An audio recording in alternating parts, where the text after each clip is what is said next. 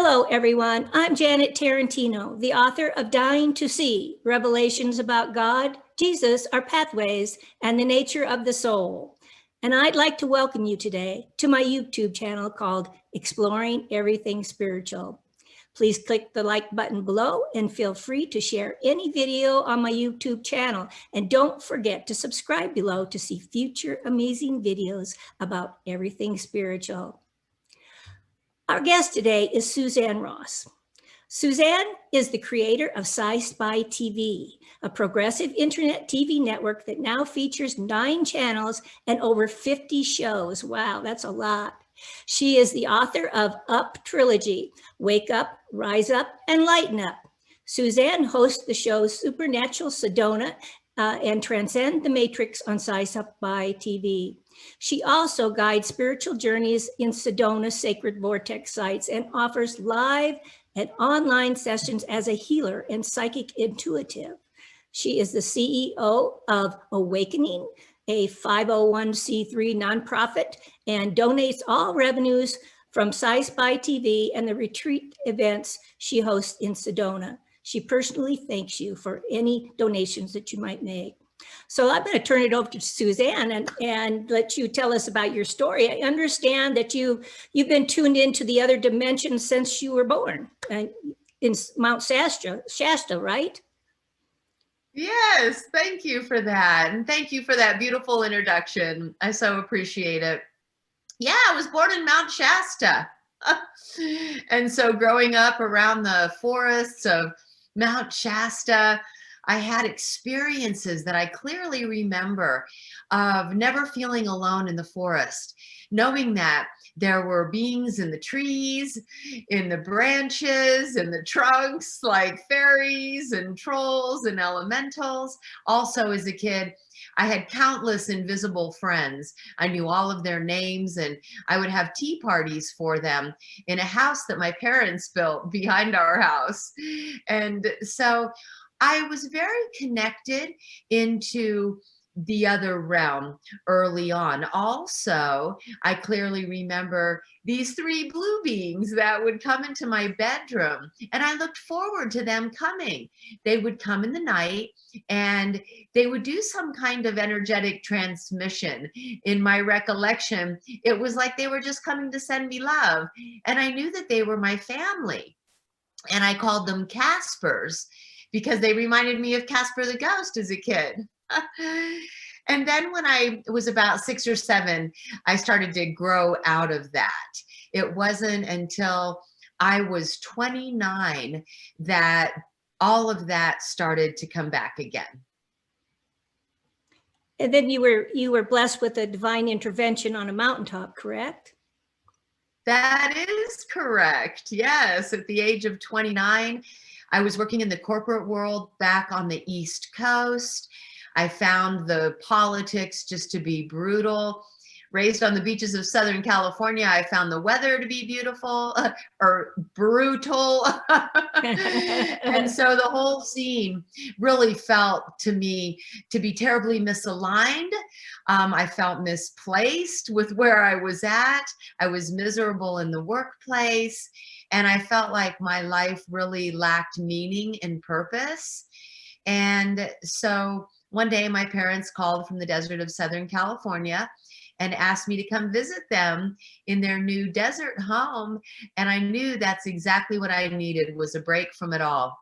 And so I agreed to go see them. And when I got into this desert town with the beautiful palm trees swaying and the sun shining and the beautiful blue skies, I just felt like I'd come home. I enjoyed fun in the sun with my parents. And then toward the end of my vacation, I really felt this overwhelming sense of impending doom about having to go back to my life on the East Coast. And one morning, I just felt compelled to run to the mountain range behind their house. I literally ran up this mountainside, and when I got to the top, I just threw my arms up to the sky and I said, I am miserable in the extreme and I see no way out. And in that moment, I literally felt the air around me embracing me. And I heard a voice resonate within me and all around me. And it simply said, can't you see you've come home? You'll stay here and heal yourself and many others. And in that moment, I just knew that was the absolute truth for me. As I looked out over the desert landscape and imagined myself as a healer in the desert, all of the anxiety and depression just melted away, and it was replaced by excitement and enthusiasm. I ran down the mountain, and for the next 2 weeks just felt like I was following the energy as it guided me to go apply for a job in health and wellness at the nearby 5-star resort. I got hired on the spot with very few questions. They asked if I could start in 2 weeks. I said yes. And then as I walked through the parking lot, I thought, wow, this is really surreal. I have a life on the East Coast, and I just agreed to start working in health and wellness at this 5-star resort. It was just like divine synchronicity. Everything started falling into place, so I could create my new life in the desert as a healer, and I did. Yeah, that happens when everything is aligned right. I think that's awesome. Okay, Suzanne, let's move on and talk a little bit about guardian angels. Thank you.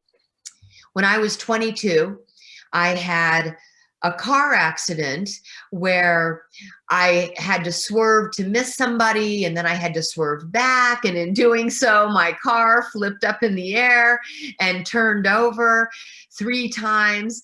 It was one of those incidents where it was good I wasn't wearing a seatbelt because my car was a pancake.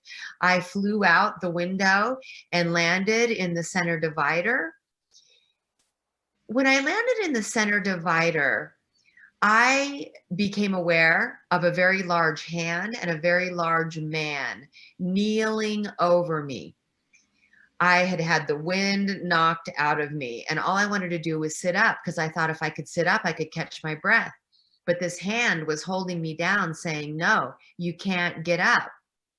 And then I started thinking or saying, I don't want to die. I don't want to die. Am I going to die? And this man said, so you want to live? And I said, yes, I want to live. And he said, well, okay, then don't sit up. And so he held me down.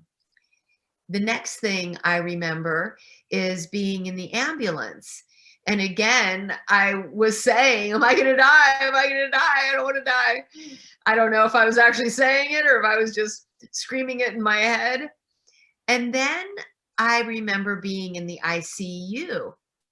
And in the ICU, the police came to take a report. And my mother was mortified that the police were there in the ICU because I was in really bad shape at that point. I had fractured 2 lumbar vertebrae, and I had shattered one of my sacral. I think it was S1.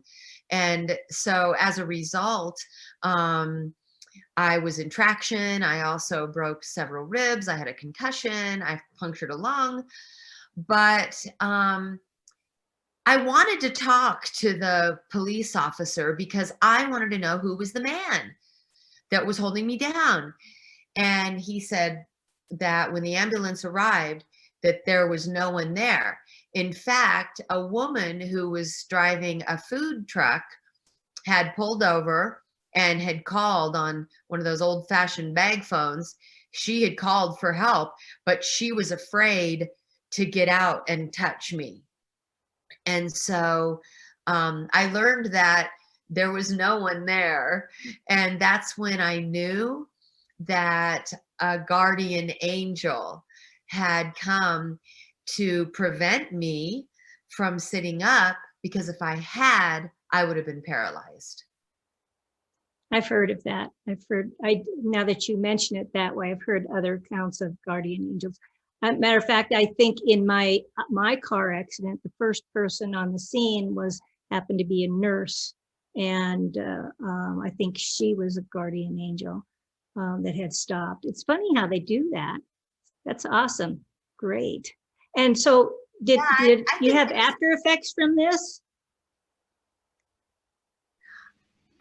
Physically, no. I mean, I was really super fit at the time, and they put me in a brace, of course, from my neck down to my knees. But I was so determined to be strong and healthy and capable again. I just started working out like crazy again, and yeah, I really don't. Did it have any psychic, did it enhance any psychic abilities that you had? Because a lot of times you have electrical phenomena around when you have an NDE and other unusual after effects. But you had so much going on anyway. Yeah, right. Well, at the time, when I was about 22, spirituality meant nothing to me. I was just totally into physical fitness, and I was working as a retail manager. And I mean, I was living my life as someone in my early 20s. And, you know, the only thing that happened during that time was the experience with the guardian angel. And even then, I kind of blew it off. You know, it wasn't until I would reflect upon that years later and realize, you know, that that must have been a guardian angel. Wow, that's fantastic. Thank you for sharing that with us. You discovered you could reveal the multidimensional aspects of one's being? Yes, and so this happened much later. Here in Sedona, fast forward over 25 years. So did we miss something in there that we needed to cover?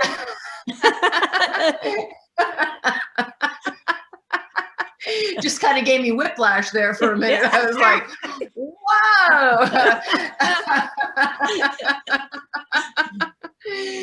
Yes. Well, I dedicated my life to health and wellness.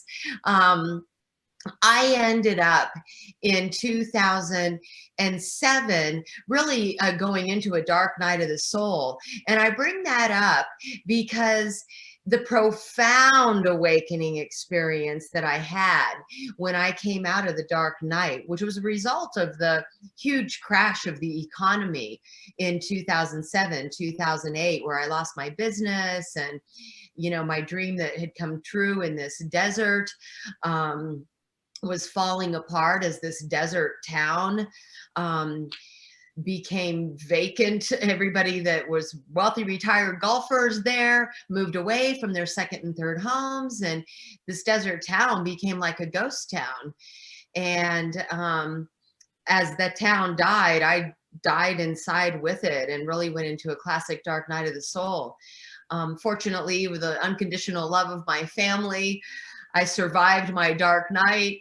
And on the other side of that, the light was brighter and bigger and more brilliant than ever. I stepped onto a Buddhist path, and from there really dove in with both feet into some really deep spiritual, metaphysical experiences. In deep trance meditation in Buddhism, I started to experience shifting into another experience of reality. I would soul travel in seated meditation indoors, but outdoors I would take these walking meditations. And on these walking meditations, I would start to see the reality in a different way. It was as if everything was suddenly fluorescent colors. It came to life in a brilliant, sparkling way. I would sometimes experience sparkles of light raining down upon me, like everything was sparkling in this light. I started to see the fluidity of the reality. Everything seemed malleable and fluid. Then I started to realize that everything was consciousness, that the water was liquid consciousness, that the trees, myself, the flowers, the birds were crystallized consciousness. And then things started to occur to me like, if I'm conscious and everything's consciousness and it's malleable and fluid, maybe my thoughts and intentions have an effect on it. And so I started playing around with that. I started to play around with intention. And exploring all of these things, not just in these meditative states, but I started reading and researching everything I could get my hands on to do with science and spirituality and consciousness. And as such, I started to ask very big questions about, what is this reality? What is it made of? Who are we? What are we made of? And how are we interacting with this reality? What is it all about, right? Right. And so through quantum physics and spirituality and, studying metaphysics, I started to get the answers. And then I started to channel. I would ask a question in meditation and it would come through me. And I also started to do automatic writing. And so as a result, I started to bring in my books because I wanted to, I heard a voice on my walk one day say, you're going to write a 30-day book on the evolution of consciousness. It was clear as day. And I looked at the sky and said, I think not. I'm a wellness coach. But lo and behold, now I'm working on my third book in the Up trilogy, which ended up being 3 10-day books, but it's definitely about the evolution of consciousness. And so then that brings us to 2015. In 2014, I had a premonition that I'd moved to Sedona. I heard a voice. I hear voices, whether they come from within me or around me. But I heard a voice in 2015, you and Scott will move to Sedona. I'd never even heard of Sedona. But then after that, I would go to the wellness complex and people were coming up to me left and right with their vacation photos from Sedona, Sedona t-shirts, bumper stickers. And so we were going to go to the Grand Canyon in 2014. My husband promised me we'd go. And so on the way there, I said, hey, can we go through this town called Sedona? He said, sure. So we came in through Oak Creek Canyon, which is a gorgeous way to come into Sedona. When I saw these magnificent red rocks, I was breathless and speechless. I literally wept. The magnificence of these red rock formations here is spectacular. There's no words. You can say magnificent, spectacular, beautiful, but you have to see them to believe it and to feel it. And that's it. It's a feeling as well. There is a very high frequency energy here, and it does come from the scientifically supported existence of vortex energy, the spiraling vortexes throughout Sedona that create that high frequency energy and elevates everyone into a state of higher consciousness. When I was visiting here, I was remembering the future. I have a friend who wrote a book called Remembering the Future, and that's how it felt. I would go into stores and restaurants and I would look around and say, hey, I recognize this place. I would even recognize the people behind the counter. I'd never been here before. And I felt more like a resident than I did a visitor.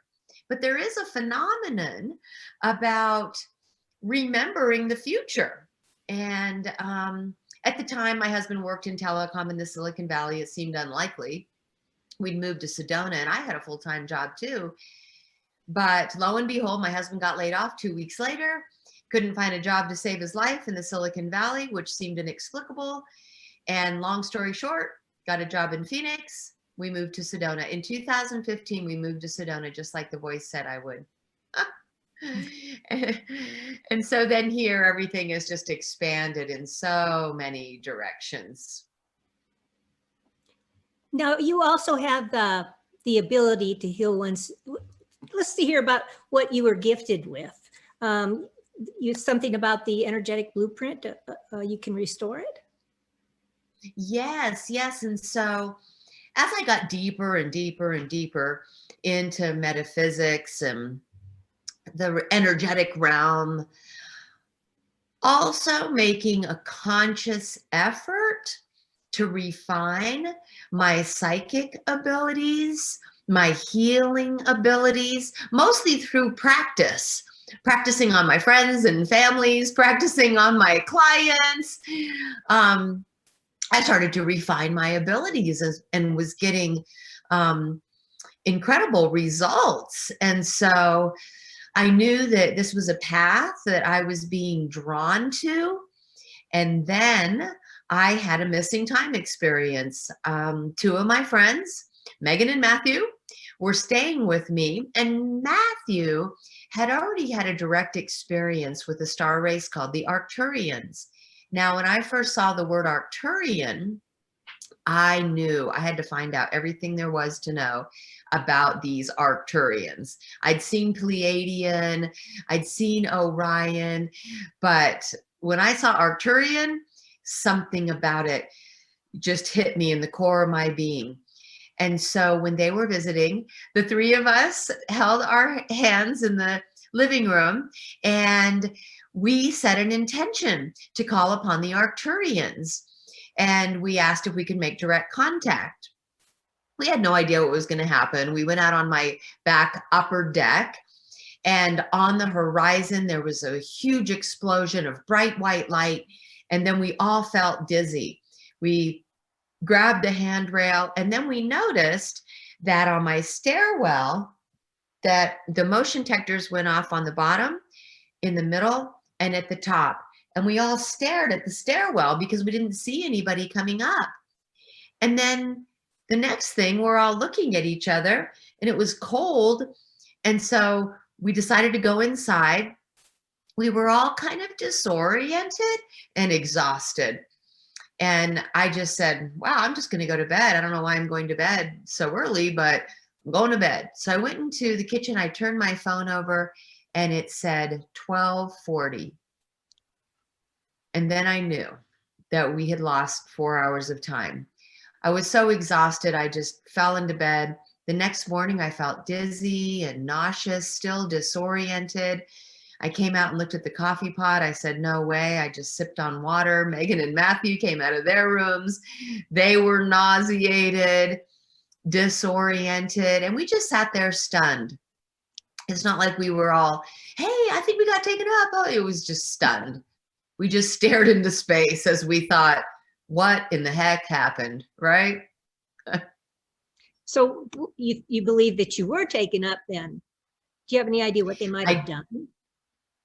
Yes. And so this has all been kind of leading up then to your question about, you know, like seeing interdimensionally, our energetic blueprint. Shortly after being, having that missing time experience, I went to a psychic here in Sedona who's very well known. I wasn't even seated yet. And she said, whoa, you know, I'm already seeing what happened to you and your friends. And she saw an Arcturian pod ship land in my backyard, an invisibility shield. She said 3 Arcturians got up, came up the stairwell, took us each by the hand, took us back down to the pod ship, and then we went up into a larger mothership. She said there we were downloaded with knowledge and wisdom and technology that would be revealed over time. Okay. Within 2 weeks, I was grabbing poster board, markers. I was drawing a wheel with 12 circles around it, like a zodiac wheel, but I knew they were dimensions. And the first dimension was source deity. The second dimension was the elemental realm, where creation comes into being through sacred geometry, the platonic solids, the elements. And the third dimension was the lowest incarnational dimensional realm. And so I knew right away who I was in all of these higher dimensions. Of course, I was Suzanne as a Gaian. I was a light warrior in the astral realm. My name was Bethesda in the Pleiades. My name was Setni in Sirius. I mean, I can go around the wheel, but I knew, and I did it in a matter of like 5 minutes. I just downloaded, and I wrote my name, where I was, and even my role. And it all went all the way around to the 10th and 11th dimension, where in the 10th dimension, we were just spiraling rainbow light bodies, still recognizable as a unique expression of light with our own spectrum of colors expressing in a particular way.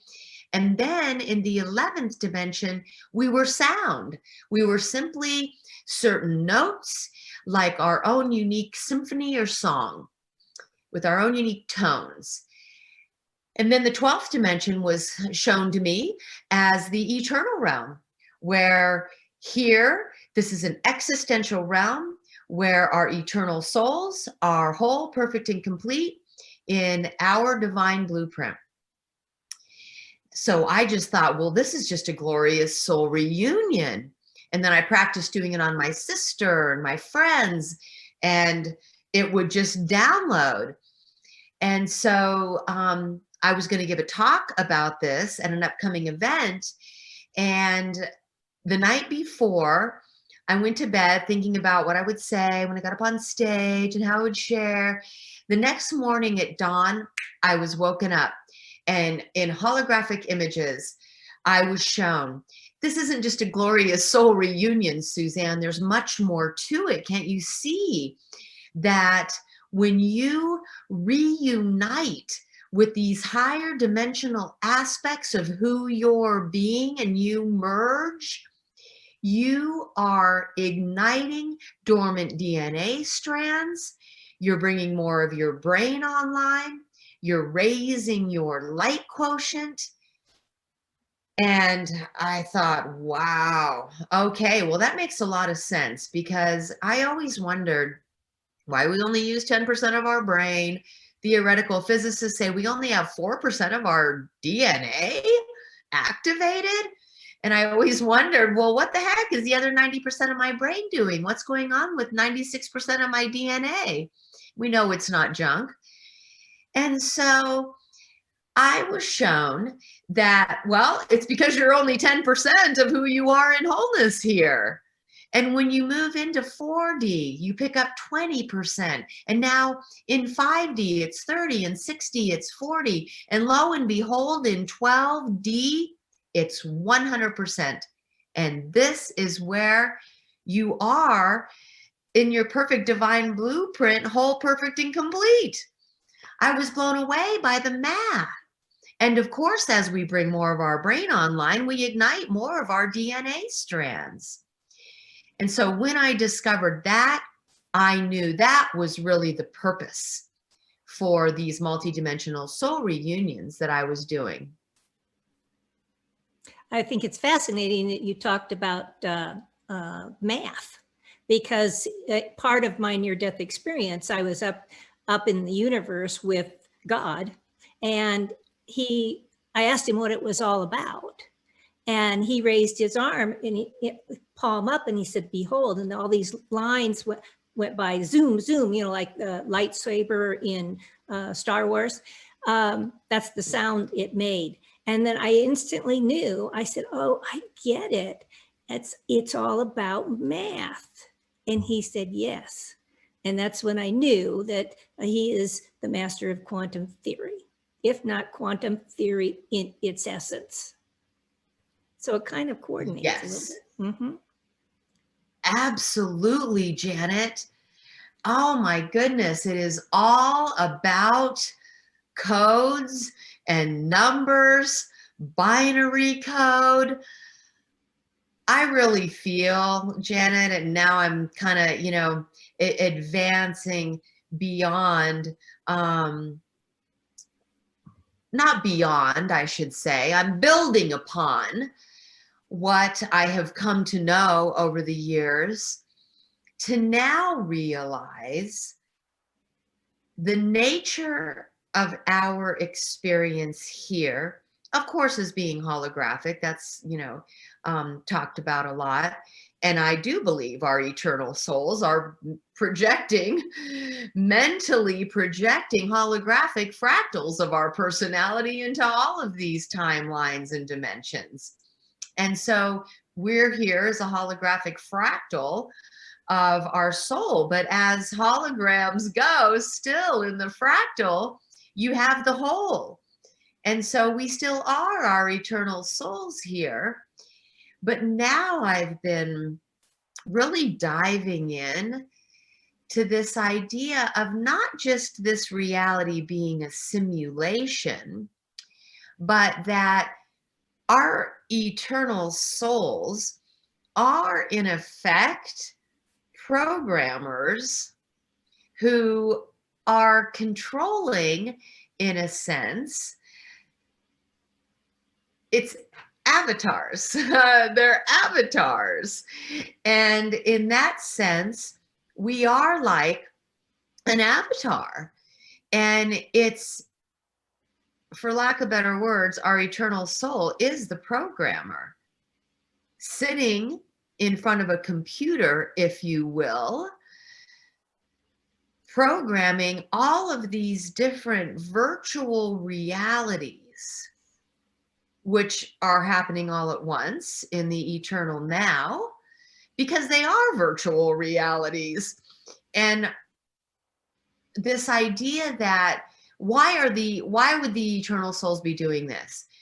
What I've really come up with is the whole reason the one great self awoke in the infinite sea of pure consciousness was to self-realize, to realize I am a self, and then having this desire to create projected itself into a realm called eternity, because you can't create an infinity. You need a place that has a beginning to start creating.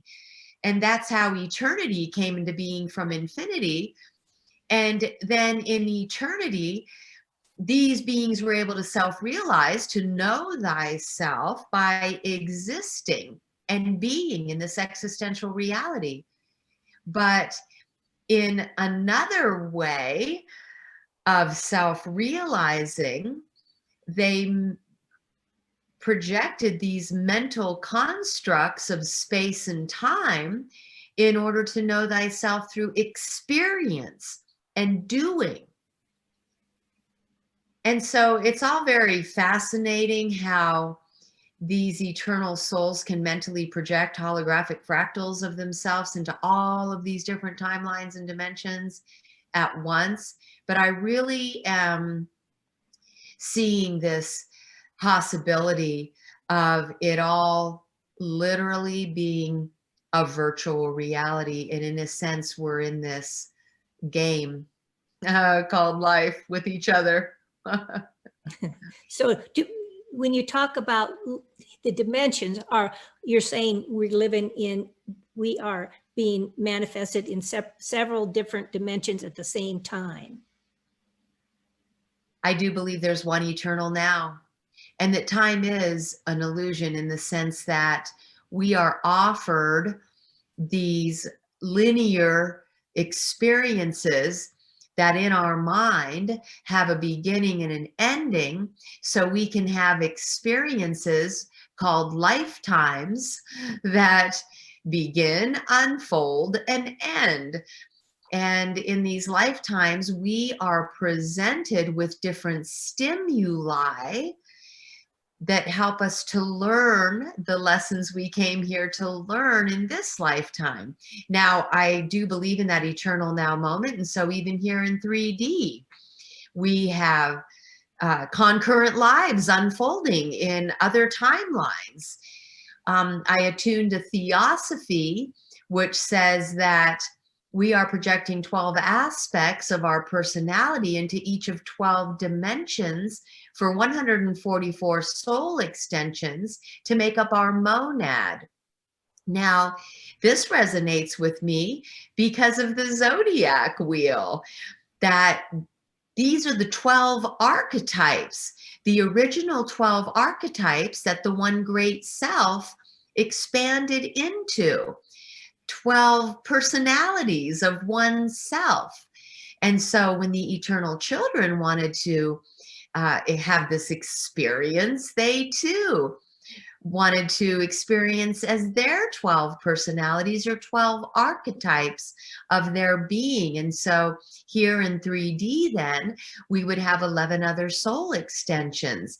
And what if I'm a Virgo in this timeline, but in another, I'm a Capricorn, another, I'm a Leo. So I'm really being all of my 12 personalities at once in 12 different timelines. Janet, I think that's why I myself can bring people into a light hypnotic state where they find themselves in different landscapes as different people, and they step right into it. And they're like, oh my goodness, here I am. It looks like the year 1700. I'm here in this castle. I'm a male. I have long dark hair. I mean, whatever it is, but they are themselves and they feel. And that is the biggest thing. They'll, say, oh, I lost my loved one here, and they'll weep, or they'll say, for instance, find themselves being stabbed or something. And so one of the things I'll do is we'll rewrite the script so they didn't get stabbed. And unbelievably, it will cure their back pain in this lifetime. And so I believe as free will beings, even if we are avatars, that we can go in and rewrite the script of other lifetimes in order to improve our experience in this one. Fascinating. Absolutely fascinating.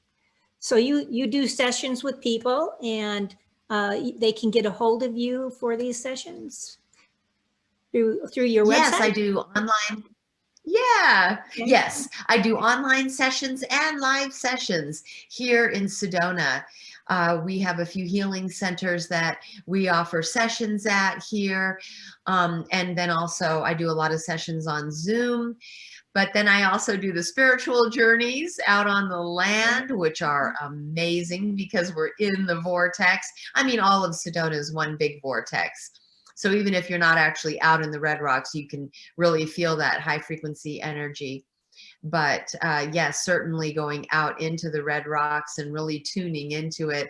And then plus, it's just so incredibly gorgeous here with these magnificent Red Rock temples. Fascinating, that area. Yes. Yeah.